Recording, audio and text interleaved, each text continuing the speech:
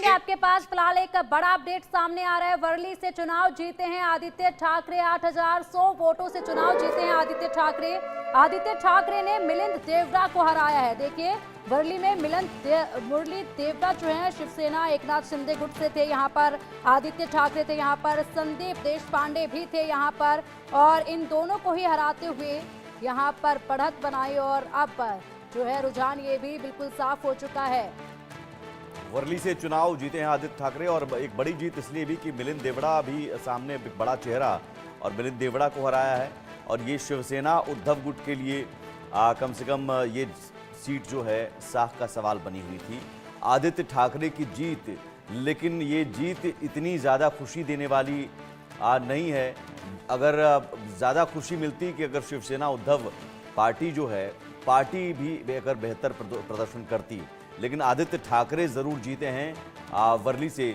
अरविंद जी, आदित्य ठाकरे, आप मानते हैं कि अब एक विरासत को आगे बढ़ाने की बात, लेकिन वो विरासत इतनी कमजोर, बाला साहब ठाकरे ने जो एक बड़ा एम्पायर खड़ा किया था, उद्धव ठाकरे उसको बहुत सिमट कर ले गए। अब आदित्य ठाकरे क्या फिर से खड़ा कर पाएंगे? देखिए, अब इस लड़ाई में जो लड़ाई चली है पिछले 5 बरस मैं कहूँगा, उसमें उद्धव ठाकरे तो कमज़ोर साबित हो गए लोगों की नज़रों से, संगठन के हिसाब से। रहते चीफ मिनिस्टर हार गए और कई ऐसे कदम उठाए जो उनको और पार्टी दोनों को नुकसान पहुंचाने वाले। आदित्य ठाकरे आके अब क्या करेंगे ये कहना मुश्किल है, लेकिन शिवसेना बाल ठाकरे वाले पोजीशन में पहुंच जाए ये कल्पना अब मुश्किल लगती है। दोनों एक हों फिर वो लीडर बने तब शायद कुछ बने बात, लेकिन अभी के सिनेरियो में तो वो एक कमज़ोर शिवसेना का हिस्सा हैं, और उसकी लीडरशिप उनको मिल भी जाए तो उससे पूरे राज्य में संगठन खड़ा करना और पार्टी को पुराने पोजीशन में ले आना ये बहुत बड़ी चुनौती है। कम उम्र के हैं, उनकी उम्र अभी कम है, साधनों के हिसाब से मेरे ख्याल वो कमज़ोर नहीं है महाराष्ट्र के पॉलिटिक्स के हिसाब से, लेकिन इतने भर से पार्टी चलती नहीं है, ये दिखाई दे रहा है रिजल्ट में भी। अब चुनौती है, अब चुनौती और नए लड़के के लिए चुनौती हो तो आप उसको खारिज मत करिए, वो अभी उनमें संभावनाएं हैं, लेकिन बहुत मुश्किल काम है। और वहाँ से संभालना तो और भी, महाराष्ट्र की पॉलिटिक्स संभालना थोड़ा और भी ज़्यादा, ऐसे ही हम उसको फाइनेंशियल कैपिटल नहीं कहते हैं, उसमें बहुत सारे प्लेयर हैं जो सामने हैं और जो पीछे हैं, तो उन सब को संभाल के लीडरशिप लेना और पार्टी खड़ा करना, लोगों का भरोसा जीतना, ये सामान्य चुनौती नहीं। किसी और राज्य की तुलना में महाराष्ट्र की पॉलिटिक्स ज़्यादा जटिल और बड़ी है। बिल्कुल अरविंद जी, और देखिए ये तो बात हुई अभी जो जिस तरीके से रुझान आया उस पर अगर बात की जाए, अभी फिलहाल जेएमएम कार्यालय से तस्वीरें सीधा हमारे सहयोगी रितेश जो हैं वो दिखा रहे थे। जश्न वहाँ पर भी मनाया जा रहा है, जश्न महाराष्ट्र में भी मनाया जा रहा है, बस अलग अलग तस्वीरें हैं। और अगर बात की जाए मिठाइयों को लेकर, जिस तरीके से आप भी कह रहे थे कि हरियाणा में जब चुनाव हुए उस वक्त पर जब जीत पक्की हुई तो वहां पर जलेबी का जिक्र सबसे ज्यादा सामने आया और जलेबी का रंग भी उभर कर आया। जलेबी के रंग पर जो पहले कभी चर्चा नहीं हुई वो चर्चा चुनाव के वक्त में अब होने लगी है, लड्डू या फिर जलेबी। यहां पर तो बता दिया है कार्यकर्ताओं ने कि हम तो झारखंड में गुलगुले खाकर जीत का जश्न मनाएंगे। आपको क्या पसंद है, लड्डू या जलेबी?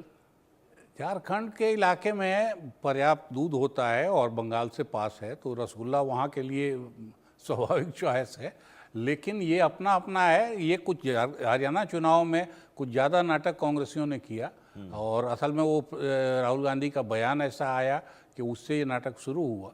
तो वो आमतौर पे लड्डू खिलाया जाता है, आमतौर पे लड्डू खाया जाता है, मुंह मीठा कराया जाता है, असल में मुंह मीठा कराने की बात है।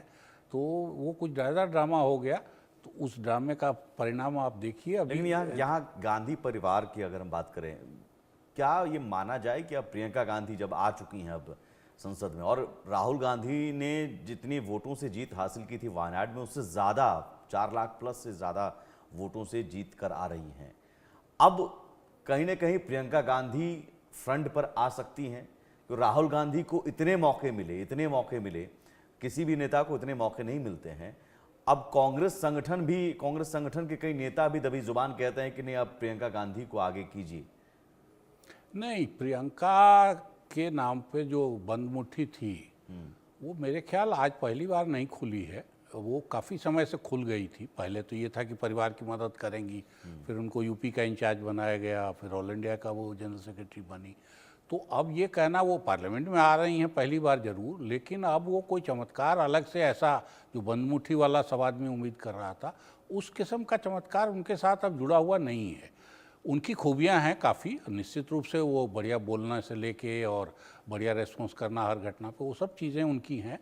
लेकिन राहुल भी इस बीच मैच्योर हुए हैं। राहुल भी जो पहले थे उससे काफ़ी बदले हैं, और राहुल ने अपने को पोजीशन जिस जगह किया हुआ है, वो नरेंद्र मोदी का विकल्प, छोटा विकल्प, कमजोर विकल्प, जो भी आप मानिए वो है, लेकिन राहुल गांधी के अलावा लेकिन ये बाकी भी तो है लीडर कि आपको जब तक दिखाई वो नहीं विकल्प रहेंगे तब तक मोदी जीतेंगे। दो, वो ठीक है, लेकिन राहुल गांधी के पैरेलल कोई और पर्सनालिटी अपोजिशन से आपको दिखाई नहीं देती।